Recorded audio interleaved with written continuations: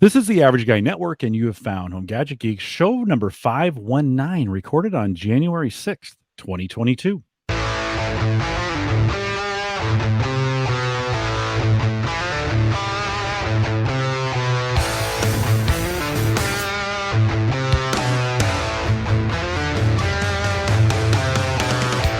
Here on Home Gadget Geeks, we cover all the favorite tech gadgets that find their way into your home. News, reviews, product updates, and conversation, all for the average tech guy. I'm your host, Jim Collison, broadcasting live from the Average Guy.tv studios. Here in what I thought was cold, we were 4 below the other morning, and then I said to Erin Lawrence is with us tonight. Erin, how's the weather? And she said it's 39 below Celsius. Below. Which we found out Celsius and Fahrenheit come together at that moment. Erin, welcome to Home Gadget Geeks. Thank you, Jim. Always good to be here. How do you stay? How does that work? Like, how do you guys? You must have to have insulation that's like 8 feet thick in homes and stuff. Is it just everything is built that way? Well, the furnace basically never shuts off, so for starters, there's a wood burning stove. Do you, or just natural gas? Or how do you? We renovated and had to remove it, so we no longer have that. But we do have a gas stove elsewhere in the house, and sweaters and blankets and extra blankets at nighttime. And I've got a smart thermostat that generally will set the temperature a little lower overnight, as you want a smart thermostat to do.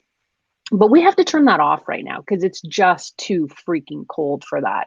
And it gets too cold in the house for it to dip and you not to notice it. Yeah. I would, one side of the house is really cold. It's over the garage.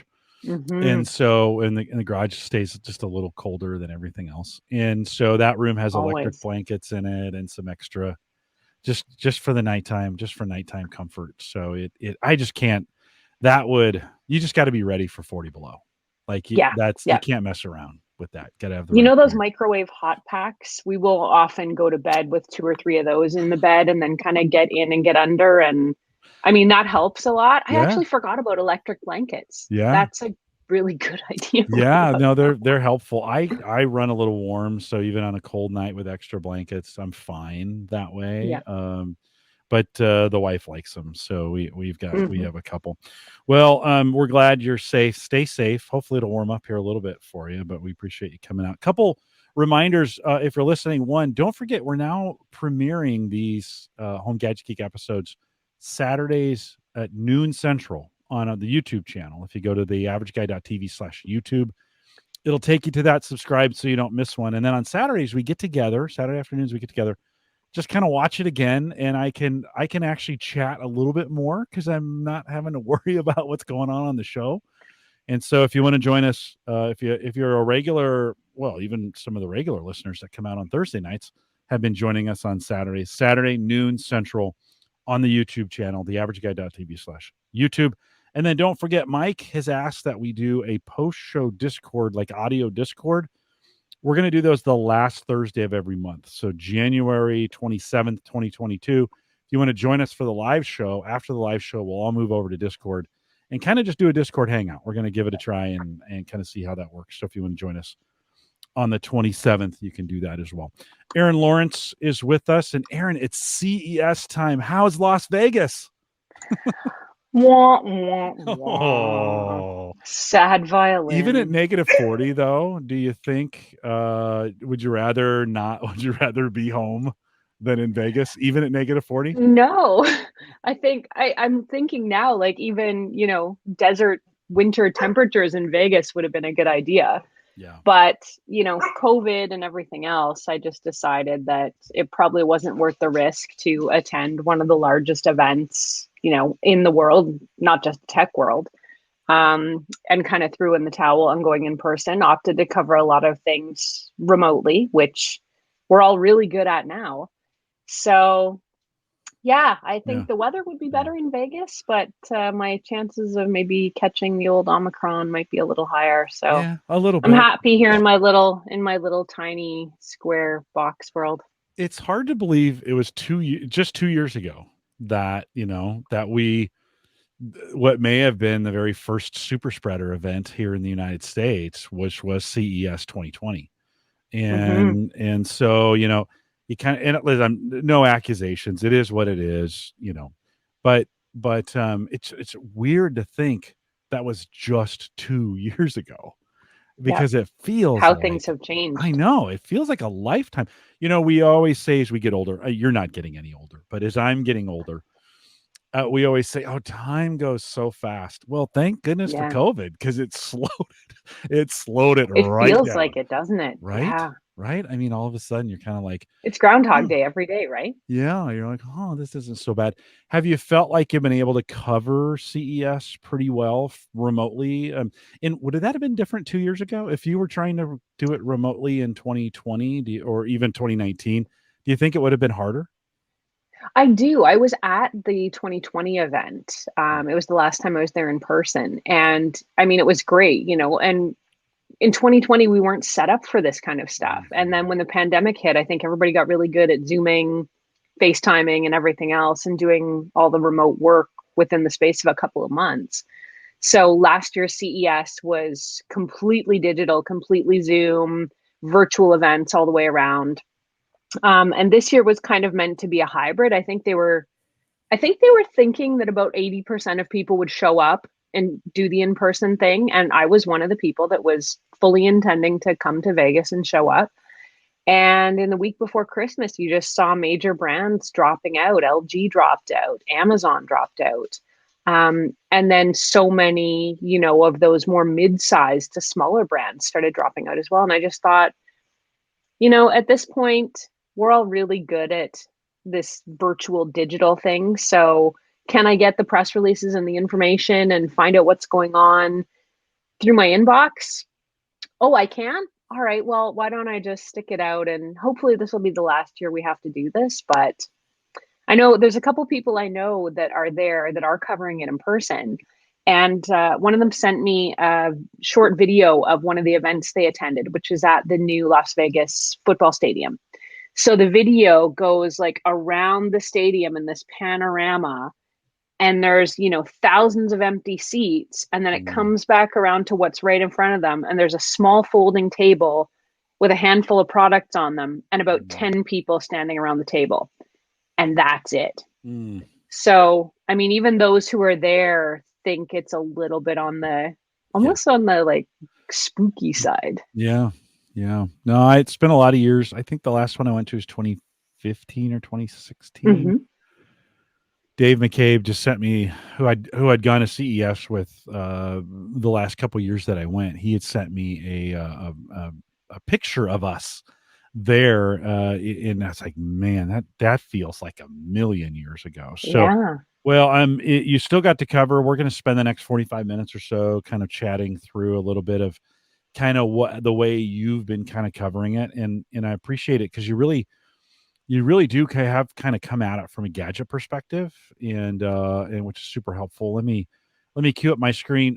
First, let's talk a little bit about Ring launching a much awaited glass breaking sensor, which is a little, when I saw this article from you, a little odd, because that's been built into the Alexa Amazon devices for a while. Yes. And Yeah. now talk a little bit about it. Yeah, it was, I mean, it's a surprise, but it's not a surprise. I mean, to be honest, it's something Ring should have done a long time ago when they launched the Gen 1 alarm. They're on Gen 2 now. Ring alarm fans and Ring home, smart home fans, I guess, have been asking for a glass break sensor, begging even. So it's not surprising that the company's been listening to them and finally brought out this kind of hockey puck size and shaped glass break sensor. But, you know, every other alarm system has this in various different configurations. So it kind of feels like they're playing catch up on it. It's $40. So it'll be interesting to see how good the microphone in it is and how far it can hear. Because at $40 a pop, you're probably going to need a couple of these throughout your house to hear adequately, at least one on each floor. So it's not cheap. And then the other thing that really surprised me is Ring's whole backup was as part of sort of the Amazon family and the Echo Show network. Their default has been, well, if you have an Alexa device in the house, she has microphones and she will listen for glass break if you set it up within the Alexa app. And that's our glass break sensor. So why would we need another physical sensor? It's just an extra device. But I guess people want what they want. So they decided to finally put one out. Yeah, that doesn't make any sense to me. Like, I still like, I get it. I get it, Yeah. but maybe, and so maybe people, and we'll talk about this in the next segment that you have as well. Maybe there's some who don't want the listening devices being in their homes. They Mm-hmm. like the security of and they're in the Ring ecosystem, and maybe I just can't imagine the intersection of those two circles being that big though, right? And so, and like you said, for $40 a pop, I mean, during Christmas time, you could get any of the dot devices for $50 or 20 Yeah. bucks, right? In some cases. And so I don't, yeah, like you, I kind of go, Yeah. well, this may be one of those devices that gets announced and then and either never ships or doesn't ship very long. So I would think if you're Exactly. in the market for this, you should probably buy it right away because it Buy it now. Get it while you can.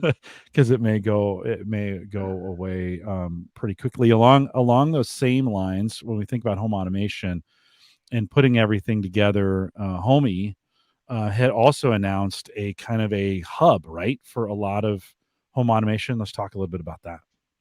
Yeah, Homey is it's been popular in Europe, and it's a smart home platform with the promise of, and I say promise because it's only just become available or is just becoming available in North America. But you can basically bring together all of your different smart home brands and gadgets into one app through one device. And how you do this is you use what's called the Homey Bridge, which oddly is also shaped and sized like a hockey puck, Mhm.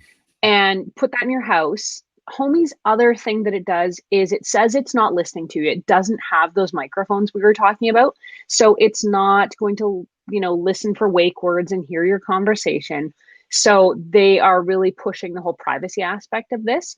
But what it does is the Homey Bridge will let all of your smart devices, so your Philips Hue, your LifeX, your um, Wemo, whatever you've got at home, connect to its bridge.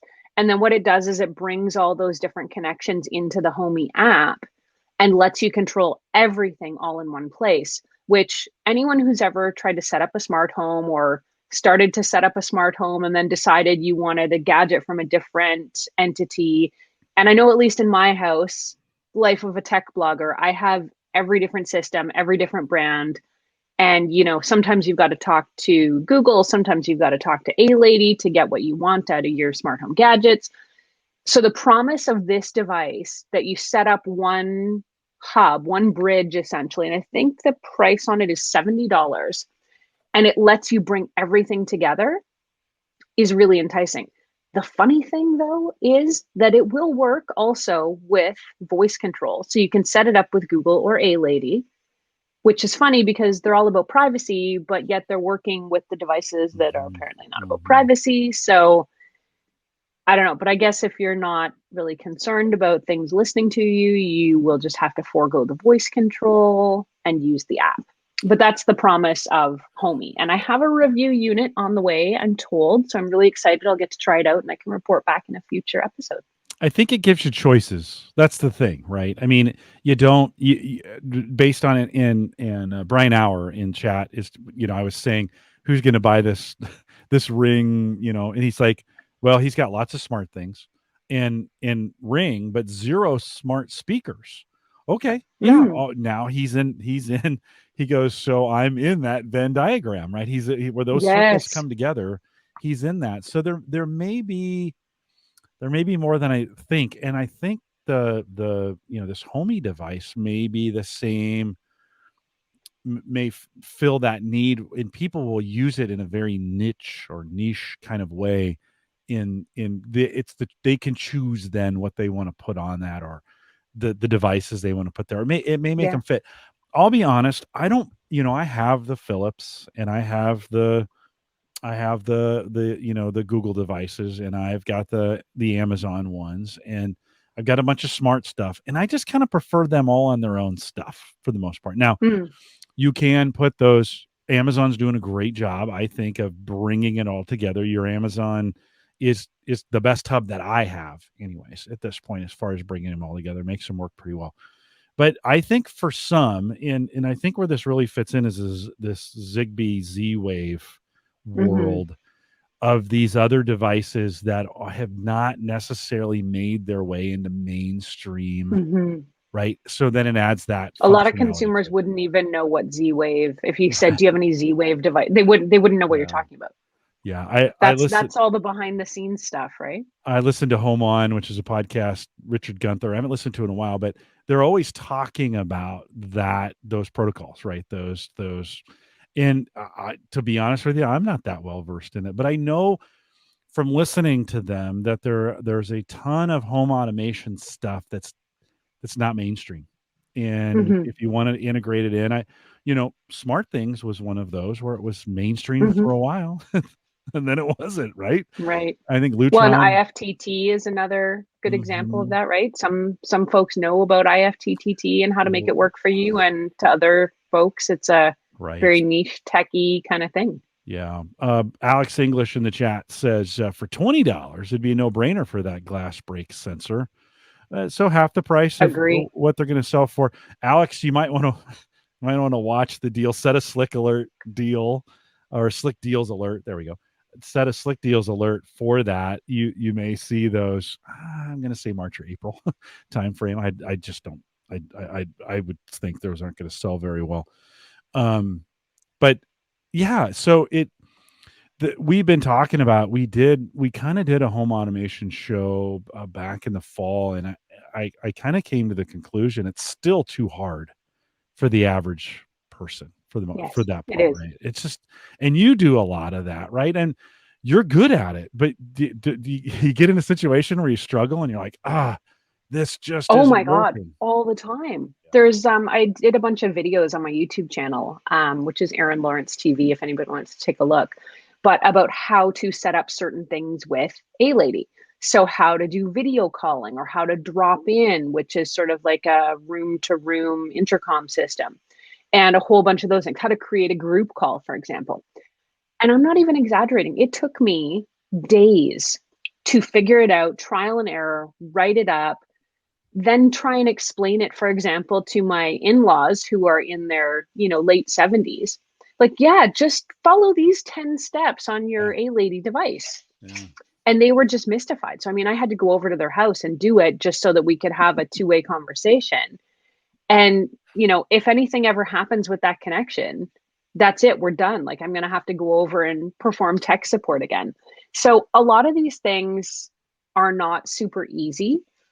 And if you have the patience to figure them out and to follow some of those step-by-step how-tos and videos and whatnot, that's great.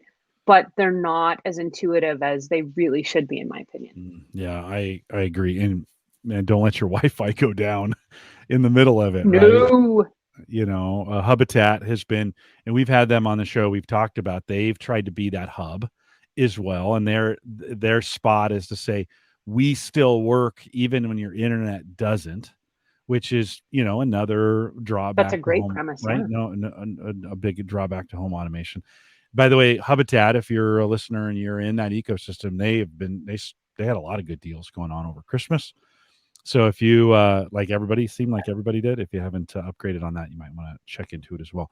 Erin, last time you were on the show, we actually cost Ed Sullivan a whole bunch of money because you said buy a robot vacuum cleaner. He did because you told him to. Oh, damn it, Ed. I did. You You did. should have waited. It's okay. Let's talk a little bit about this one. So Ecovac, the Deebot X1. That sounds pretty impressive, but and I'm assuming at this point you haven't got to see this one, but this was a CES release as well, right?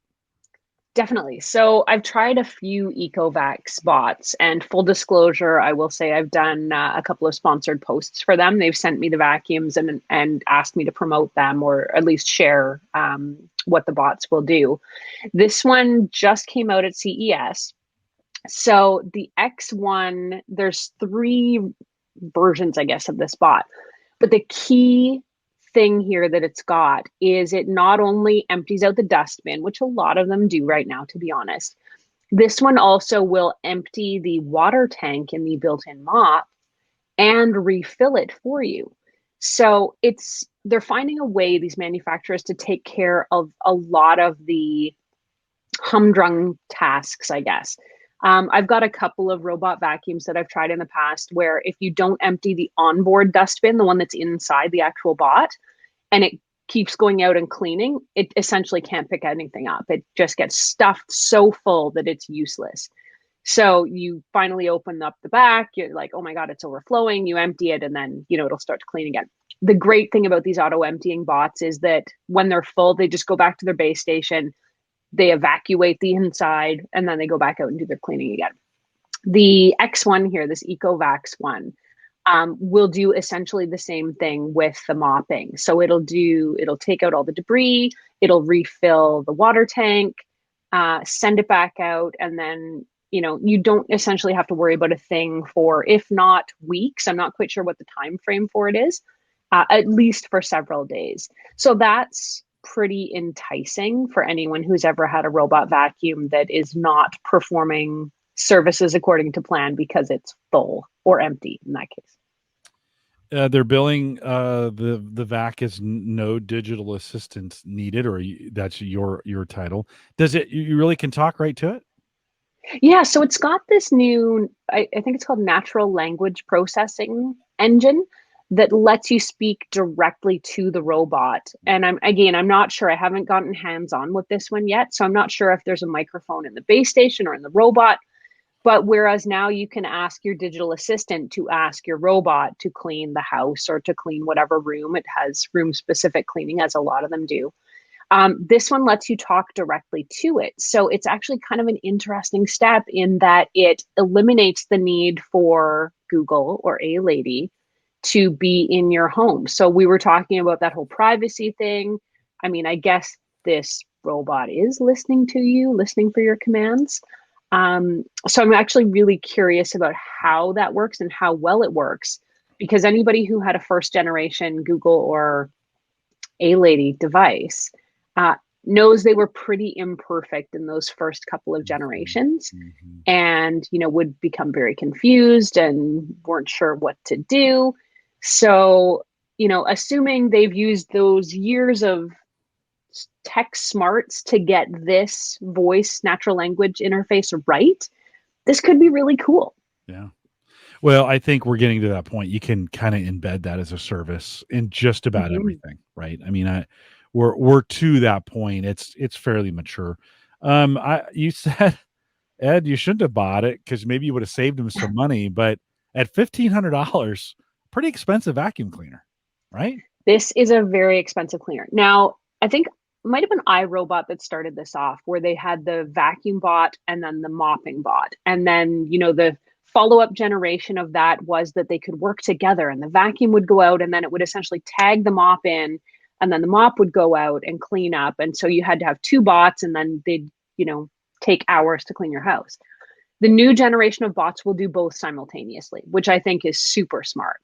So you got to pay for that technology somewhere, I think, Jim. And, $1,500 for the mop, the vacuum, all the maintenance. I think the water tank in that one might be close to 4 liters. I'm not sure how much that is in gallons. Sorry. But that's a lot. It's a lot of water. So not surprisingly, very expensive. I do think, though, speaking of sales, it's definitely going to come down, probably close to next Christmas, I would say. I think everybody's making the same looking vacuum cleaner.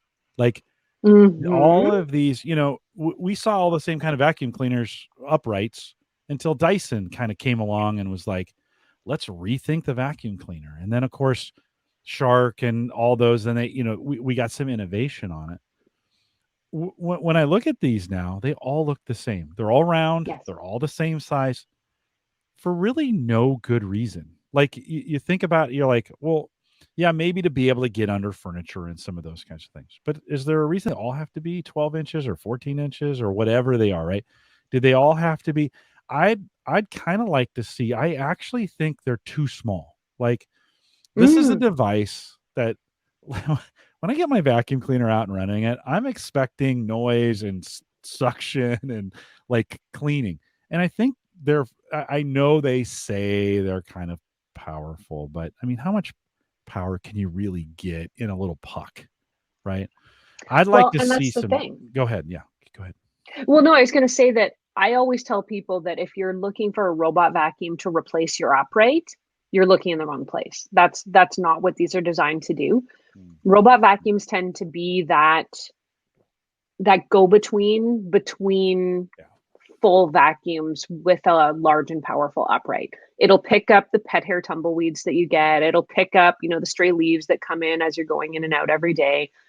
It's not powering dirt out of all your carpet fibers. So these are kind of helper devices to me. I love your point though about they could be bigger, because the thing that some of these companies are doing now is they're making the robots and these new base stations that they're all coming with. They're either making them almost into furniture or they're making them fit under furniture. And I Mhm. think you're right. If you could make a robot vacuum that's maybe twice as big as some of the ones that we're seeing now and half as tall, that could live under your sofa, you'd never have to see it. And it could cover a lot more area all at once. Like, that's a cool design idea for it, I Yeah. think. Yeah. I just think there's some other applications. We've seen some of them that can navigate stairs. These would never navigate stairs, No. right? And so there may be some applications. And I'll be honest, like I want a more powerful. I'd pay for a little more powerful of a vacuum cleaner. The one, yeah, okay, light duty in between. No, I want, if it's a robot, I want it to actually do the robot things, right? Be a full robot and clean my house, in the Well, I process. bet that'll be the next thing, right? Because we're every year it seems there's a new innovation. And this year Mhm. it's the Mhm. self-cleaning and self-refilling Yeah. mopping bot. Yeah. But in future years, if it's bots that can go up and down the stairs, so it can clean the different floors of your house and figure that out on its own. My sister was asking me, she was surfing for a new robot vacuum. And she said, well, this one says it will clean multiple floors. But how does it do that? How does it get up and down the stairs? And I said, no, no, no.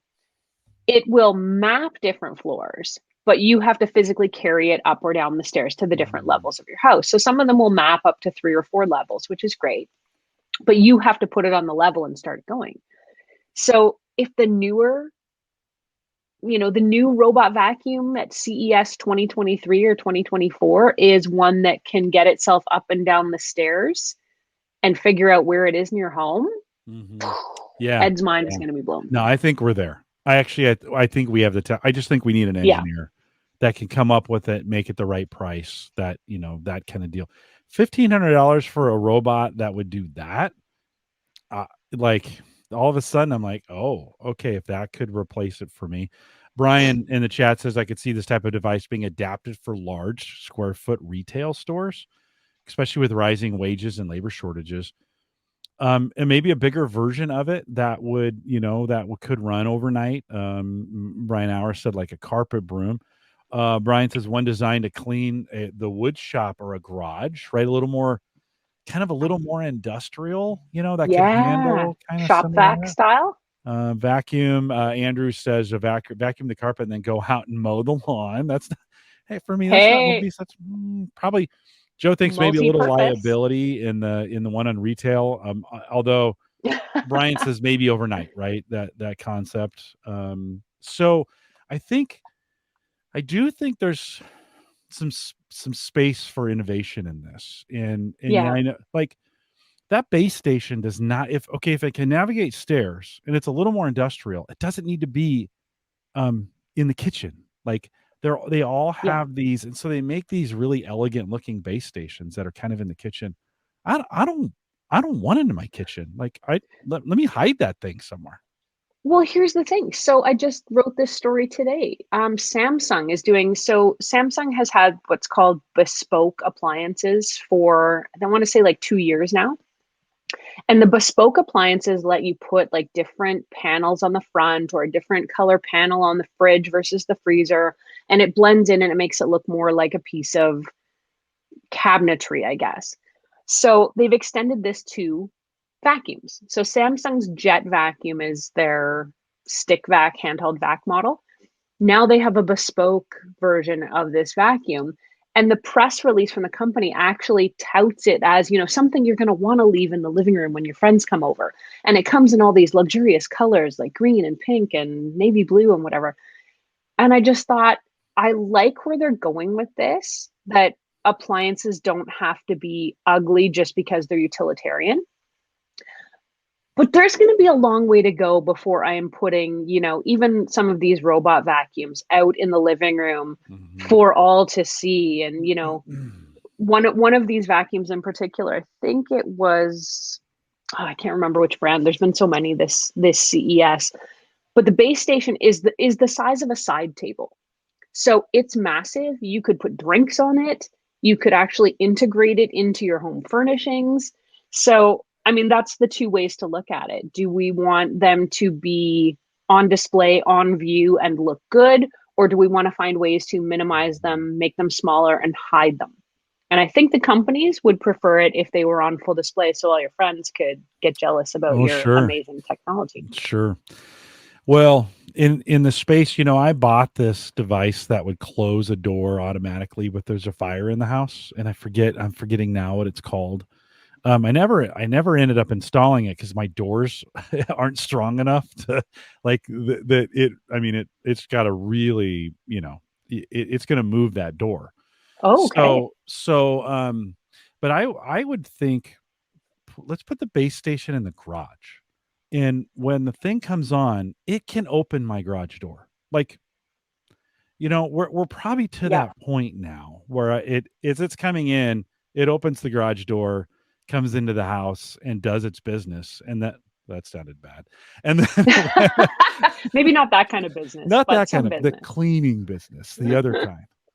And then when it's done, it puts itself away in the garage. That would be incredible. Like just that. Just by the way, the robot mower should do the same thing. It should put itself away in the shed or the garage, right? How cool is that? Well, there was another innovation that I noticed at CES, which was there's a company that's put out a smart door. So, we all put smart lighting outside our front doors and smart locks on the front door and a Ring video doorbell on the smart front door.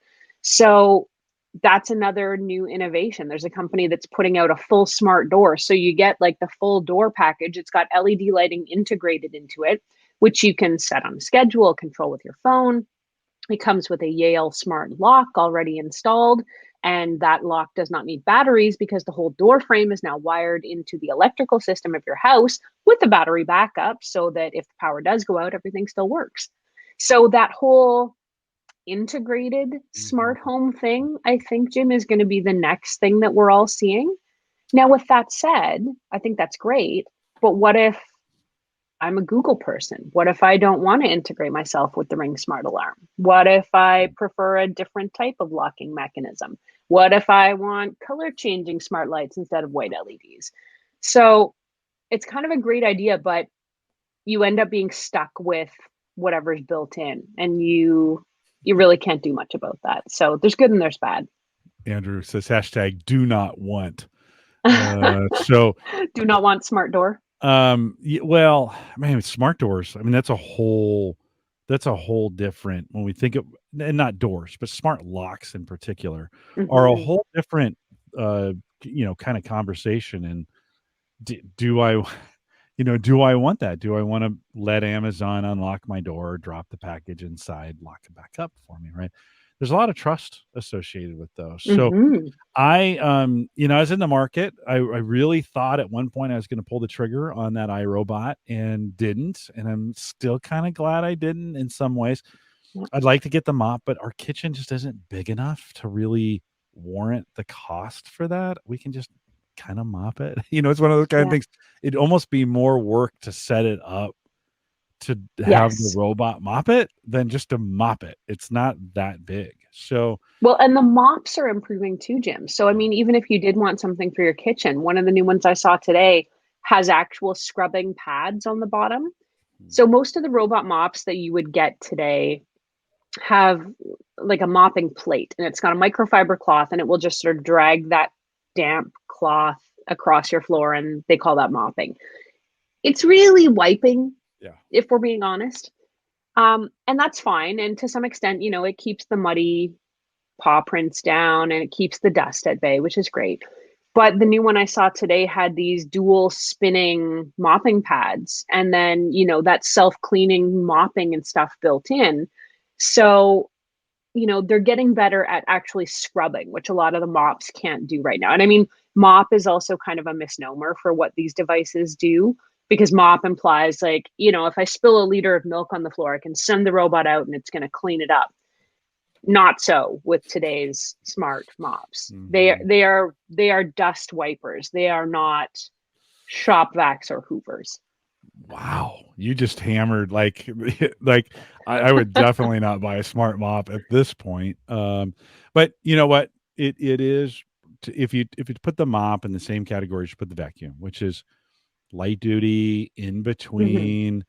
Yes. I Supplemental. I do, yeah, I do the vacuuming here at the house, and so I actually, as we've been talking about this, I've been experimenting with, okay, how, because I was doing it every week, and I was like, I wonder how long I could wait. Like, as I was thinking about buying one of these, like, okay, what would that mean to me if I skipped some weekends? And I actually went 4 weeks. I was like, oh Yeah. no, it's still kind of clean. It's okay. We'll let it go another week. And some people call that lazy, but I did. It was an experiment. Don't judge me. So, No, it's science. You're doing it for exactly. science. All these listeners are judging me now. They're like, geez, how dare you? Well, you vacuum all the time then. So, but it did get me to see that, like, okay, even going a month, we just don't have that much need in the way Mhm. we traffic our house to the robot vacuum cleaner would be okay. It may actually extend it to where I only have to vacuum every 6 weeks as opposed to once a month or whatever. Right. So I don't know. I'm You know what I still will say though? I'm with you. It's just my husband and I here and our two dogs. And I would say, if you ask me, I would say we're very tidy. We don't track in a lot of dirt. The shoes come off at the door. If something gets spilled or falls, we sweep it up right away. So when I first started reviewing robot vacuums, I thought they're not going to be helpful here. And let me tell you, I think I said this to Ed, the amount of dirt that it picks up that you have no idea is down there when you think your house is clean, because you're emptying the dustbin out of this thing, unless you get one of these new ones that does it itself. Right. It's shocking. It is really surprising. I thought we had a very clean home, and every damn time I emptied the dustbin out of one of these robot vacuums, and I have 3 in the house right now, so it's surprising. There's so much in there that I'm just like, wow, we are doing something very wrong. Yeah, you're probably right. Because, well, it also will vacuum in different areas that Yes. I can't vacuum. So Yeah. it's some diversity in vacuuming, which is good. I think we all need Oh, I like vacuuming that. diversity. Diversity in vacuuming. You And so should sell that's that good. to iRobot as a tagline. That's A right. new Andrew thinks your dog is secretly a Boston Dynamics prototype. That's in there. Oh, what's the dog's name? We saw her That briefly. was Kika. We have she's a black lab shepherd, She so she is very long, lean, and tall, and she climbed up into the frame while I was chatting earlier. Brian is judging me. Says once a month, my mom would ground you. I don't do that all the time, Brian. It was just a test. It was science, just to kind Science. of see if how long I could go. It was a little bit of laziness too. I was kind of like, let's just kind of see. Well, the last one I want to go over here before we run out of time with you today, this is near and dear to my heart because I have 9 monitors on my Do you desk. actually have 9? I do have 9. Like where you are right now, or Uh-huh. just between home and the office? No, I have 3 more. I have 3 more in the office. Yeah, no, I have 9 just on my desk here. Now I count the laptop screens Wow. as screens. Sure. Don't count the tablets and phones that I'm using as Oh, monitoring devices in that. So I have 9, okay. including the Samsung curved 55-inch Odyssey Ark monitor that also rotates. Now, I have not ever thought of taking a curved screen and putting it in portrait mode. Tell me a little bit about this screen. Yeah, there's writers apparently, and I am a writer, and this has never really occurred to me, but a lot of writers like to work in portrait mode because you can see your document developing as you're writing it, and you can, scroll up and down through the document and see more of your real estate. They love it. Great for people who do a lot of social media. If you're doing Instagram stories or TikTok videos, you're living in a vertical world. So having a monitor that can flip around and adapt to you is kind of enticing. I think it was either Samsung or LG 2 years ago at CES actually announced a TV that was on its own motorized mount that would go vertical or horizontal depending on what you were watching. So there's starting to be a case for this kind of, vertical, horizontal, multi-purpose screens that we can use to maximize whatever it is we're viewing. So this monitor, though, I was actually really surprised by how it looks because it's curved not just in the direction you think it is, which is that it wraps kind of around your field of vision, but the monitor itself is also concave. So it really goes to kind of wrapping around your entire being. Mm-hmm. And I don't know if I would like this. I've only recently added a widescreen monitor to my own setup. And I'm like, wow, it's so big. Like there's so much going on. I don't know if I like this or not. So if I had this monitor that was also like coming around over my head almost, which is sort of what this thing looks like it's doing. And at 55 inches, let's be honest, like that's the size of a lot of smaller TVs. Mm-hmm. So, I mean, I don't know how you possibly see everything this way, but it's kind of an enticing prospect and a cool idea. And I mean, for creative types or gamers or those TikTokers who really want to see everything they're doing, it's kind of a neat idea. It'll be interesting to see if it gets some uptake. The pictures I'm showing on the video are just giving it some scale. And I guess until I really looked at these pictures, the one we're looking at right now really gives you a great indication of scale. This is a huge monitor, right? Yeah. And listen, I'm in heaven. Like I could imagine myself podcasting on this monitor for a couple of reasons. One, it gets me three 1080p like screens, right? Yep. One on top of the other. From a podcasting standpoint, I could have you and the podcast right in the middle, and then a full screen below it and above it, right? Which gives me, maybe the chat is down below, and then whatever we're looking at from a screen perspective is above. I have an ultra wide today. Ultra wide, I think I have a 34-inch ultra wide. Mm-hmm. You got to get a little bit wider to that to get like a true 1080, two 1080s out of it. I mean, you got to work to get two 1080s out of it. Right? It's got to be really, really wide. Yeah. From a display on screen standpoint here, it's beneficial to me. The wider, the better. And so to kind of have that space and be able to use it from a podcast, I want two of these. I want one in front of me and one to the right of me and have six. That would be great. 6 screens. The thing that I keep seeing is that it curves so far above you. Most of us try and work at eye level and in our field of view. Yeah. But this one is truly, I mean, you would really need to sit back and you definitely need to look up. Yeah. And, when you go to the movies, nobody wants to sit in the front row where you got to kind of crane your neck and do that. Yeah. Right? Yeah. So it'll be interesting to see if maybe it's in how far away you sit from that monitor. But I thought it was a really cool idea, and the vertical horizontal option is pretty cool too. With the what we're showing now is kind of the horizontal look and how curved that is at 55 inches. It's got a very extreme curve to it. It would need to. It's shaped like a boomerang. Yeah. This would almost be okay. So to be as crazy as I'm going to be, to have 2 of these or 4. Where they actually kind of wrap around you. You almost get not quite 180. Yeah. Not quite 180, but pretty close. I mean, so imagine having 2 in front, right? So it's wrapping 180, and then you've got some that are going up from that over the top of you. So that would be so You're in good. heaven, Jim. Oh my gosh. Listen, people, when I tell people I've got all these monitors, they're like, "Really? Do you use them all?" I'm like, "Every single one, Yeah. every day." It's just the way I'm. It's just the way I process stuff. I want to see it. I got Yes. my And I cameras will on say, some. having those additional monitors, because I work on a laptop a lot of the time, and for many years I did not have another screen. I finally added another screen about a year and a half ago, just a like a a regular size one, like a 20-inch monitor. Yeah, And then yeah, I've experimented with a variety of bigger and widescreen monitors, and it makes a huge difference. I mean, you can have so many things happening at once. Or for me, if I'm, editing a video and then reading a script, and then I want to keep an eye on, my email for something I'm waiting for, like you can see all of that stuff at once. And it's really helpful.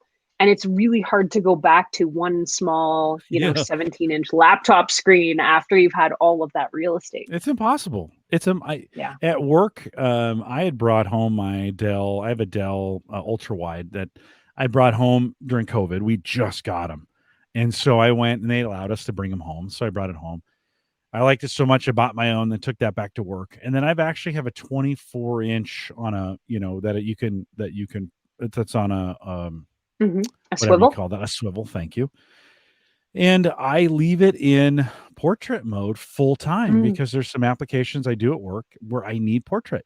And two in particular, by the way, Teams is a million times better in portrait mode than it is in landscape. Oh. So even if you had a small little monitor that you were using just for Teams, like that'd be ideal for a little 20-inch monitor in portrait, or a little even 22 in portrait for Teams. Perfect. Like it's the perfect orientation for it.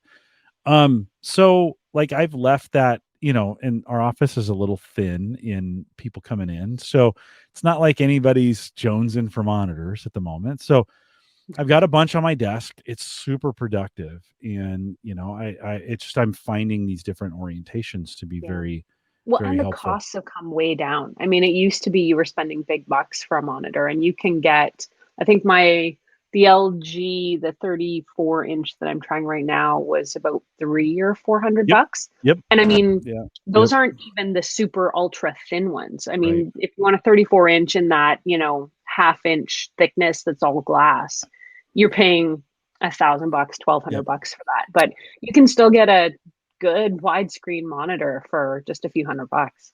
Well, and I think you can get in the 37 to 42 range. I think you can go 500 or 600 bucks as long as you're not expecting huge resolution. This is where they get more Hmm. expensive, right? The higher the resolution, the more expensive they're going to be. But I think you can even get a really, really, really good one. And let's say maybe like a 49. That may be too Hmm. big. That may be too big, but 49, they're 12 or 1300 bucks. And you Yeah, kind of think like, I mean, monitors last forever. And so you kind of they think really like, do. yeah, yeah, you're kind of like, well, okay, it's $1,000. I mean, You're going to have that it for 10 or 12 years. you're gonna have it a while, and it's gonna be a great, if you game at all, if you're doing any kind of Hmm. monitoring from a productivity standpoint, if you're home working more at home than you're working away, I mean, man, that thing could pay for itself Yeah. pretty fast. So, Well, and the new Samsung Frame TV, for example, and I think mhm. that's probably not the only one, but you can screen mirror your laptop or your computer onto the TV. So talk about wanting like a really big screen experience. If you just want to sit on the couch and do your work on the biggest screen in the house, that's already a reality. Yeah, I'm not sure that's great for me. Like that, Have you tried it? well, no, but I don't want it. That's crazy thing is I don't want to do it. Like I've thought about You probably don't turning. want to be working in that room either, Yeah, right? Like for yeah, a lot of us, work happens not in the areas where cooking and dining right, and right. hanging out happens, right? Watching movies, those kinds of things. Yeah. I don't know. That just doesn't seem. Part of it is maybe I haven't had a big enough, high enough resolution TV. I Hmm. mean, I'm really still. I don't even have a 4K You TV. don't have a I 4K? do not. No, Jim, no. Well, okay. Listen, I only watch about 4 movies a year on the TV that I have. So I don't like my wife, what she's watching, it's good enough. Like yeah. and I'm down here. I'd rather spend money on monitors, Right. because this is, to be honest, this is where I watch movies. Yeah. You know, Okay. so not having a 4K TV at this point, it's fine, but I would, going that big with that poor a resolution would be really bad. Yes. Yeah. You know, Not worth it. But if you're no, going to ever upgrade, it might be a game changer for you. yeah, no, for sure. And we're going to be doing some renovation, like old school renovation, like you guys have been doing down in that Ooh. area. And so it starts with more construction type stuff. I got to replace some windows and do some painting and put some new stuff in and some wiring to kind of support what we're doing, but eventually it'll come around to the entertainment center. So Yeah. maybe It there's took me 4 years to get my Samsung Frame TV on my wall. So okay. Worth it though. Worth the wait. I've got some. I know you got to go, but let me ask you one quick question before you do that. What do you, with all these things that are going CES, what are you looking forward to the most actually becoming a reality in 2022? Anything that you're really excited about that you saw? I'm really excited, unnaturally excited probably, but robot vacuums. I said it earlier. I kind of thought they were a bit of a gimmick and probably not worth getting at one point. And having had a bunch and tried almost every major brand out now, I think they're really cool. So I'm looking forward to trying out some of these new self-cleaning, self-refilling, and particularly the scrubbing mop that I was looking at today. So I'm excited about that. There's new smart faucets coming out that have not just voice control, but gesture control. So you can actually, but I'm not quite sure how this works, but like wave your hand in a certain way and it'll know whether to put out hot, cold, or warm That seems water. crazy. That's like danger. I talk with my hands. Like Oh, no. the water wouldn't know what to do. Stop, turn it off. And I'm spending more time than Maybe ever in the the shower. kitchen. Maybe it's safe for the I'm shower. spending way more time in the kitchen than I ever have because I'm cooking so much more. Yeah. And so, and cooking robots. There's so many cooking robots out, which we haven't even been able to touch on. Yeah. Well, we'll have to have you back later in the spring to talk a little bit more about those. When you come back in the spring, we'll talk a little more about solar generators too. I was going to do that tonight. I didn't realize you needed to get out of here. So we'll have you back and chat a little bit about solar generators. Mike's been teasing me about them. I've kind of ignored him, but all of a sudden in the last couple of weeks, I've been kind of like, maybe there's a space in the house for some batteries, some solar panels, and not to have to go the full shebang to see the benefits of it. I'm still trying to figure out where that sweet spot is for this. Yeah. So maybe we can. It's in a camper van, Jim, but we'll talk about that another time. I made sure I got that hashtag van life on Twitter to see if I can get that. So next time we have you on, we'll spend some time talking about solar power. Erin, thanks for coming on. Appreciate it. Stay warm. Hopefully it'll start warming up for you there, and appreciate it. And sorry you didn't get to go to CES, but thanks for all the coverage that you did as well. Of course. And thanks for having me on the podcast. You again, bet. Jim. Thanks for coming. Have a good night. Take care. You too. For those of you staying around live, just a couple announcements as we let Erin go. A couple announcements for you guys going forward. First of all, thanks for all the chat. Andrew was spending a little time talking about bikes. Some of these things, you get a pretty good bike, and you get a pretty good video card. As we think about what's coming up in 2022, maybe video cards will be a little easier to find, Brian, for you in 2022. And so yeah, and then Brian says to my statement about having using my hands to talk, all of Italy would run out of water if there were gesture based faucets available. Brian, thanks for that, for your thanks as well. And of course, Erin says have a great night all. Thanks for listening. And Erin, thank you for coming out tonight. Appreciate that. A couple reminders on the way out. One, if you want to support us on Patreon, and always appreciate that. theaverageguy.tv/Patreon. We have a $5 plan if you feel the need. If you don't, if you've just been listening, that's fine too. Just do it that way. I always appreciate you guys just doing what you do. Join us in the Discord group. And if you haven't done that yet, a few of you just joined this week. But if you haven't joined us in Discord, theaverageguy.tv/Discord, like I said in the beginning of the show, Mike and I will be doing a Discord post show on the last Thursday of the month. So 27th of January, we'll be out there. So we'll do the show, we'll drop it, we'll head over to Discord. He'll walk us through getting all that done, and we'll be on Discord, and that'll be fun. Everybody will have you guys can talk. We can have a little conversation, and so appreciate Mike helping me with that and getting that done. theaverageguy.tv/Discord if you want to get there. Leave us a message. Leave me a message if you'd like. I'd love to be able to play those messages on the show. HomeGadgetGeeks.com. If you want to send me a beer or feedback, either way. Again, John, thanks for the nitro. Man, this has been delicious. Here's the deal. Like, I drank, you had to be at the pre-show for the beer pour, but I drank most of the beer and almost none of the bourbon. So the beer was really good. And John, so I appreciate it. You want to send me beer to pour on the show? Always appreciate that. Jim at theaverageguy.tv, and we can get that arranged. Follow me on Twitter at Collison. And of course, web and media hosting powered by Maple Grove Partners. Christian is on the show next week. So whatever day that is, this is the 6th. So the 13th of January, Christian's coming on to kind of catch up, get us caught up on some stuff. And so, of course, but get secure, reliable, high-speed hosting from people that you know, and you get a chance to talk to them next week.